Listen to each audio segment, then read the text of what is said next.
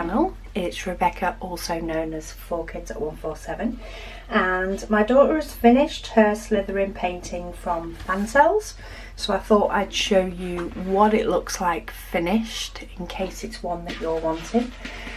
She has got plenty of diamonds left in all the colours.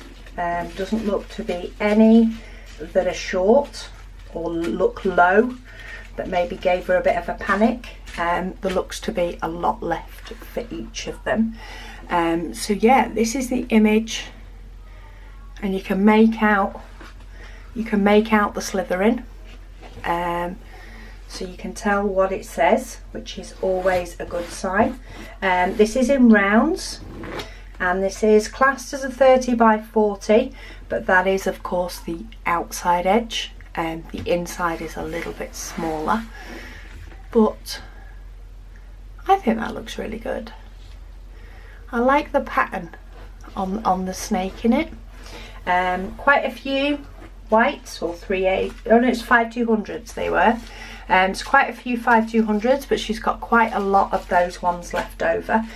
She's just moved her labels off her pots onto the bags so that I can de-kit them, of course, which is always fun.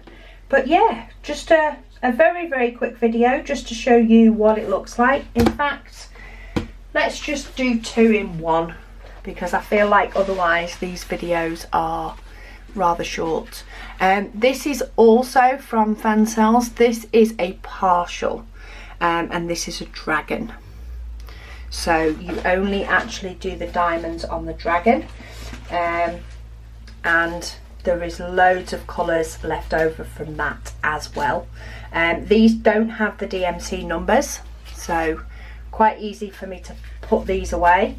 I just throw them into the bag of the spares that do not have DMC numbers, which is getting quite full, but there we go, de-kitted, job done. That's then put away. But yeah, I like the way that one's turned out as well. So it is only a partial, but it does make that part of the picture pop, and that is the Slytherin.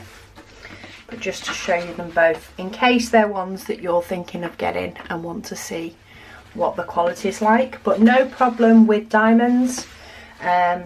She's not told me of any issues she's had while working on them at all. I'm sure I would have heard if she did.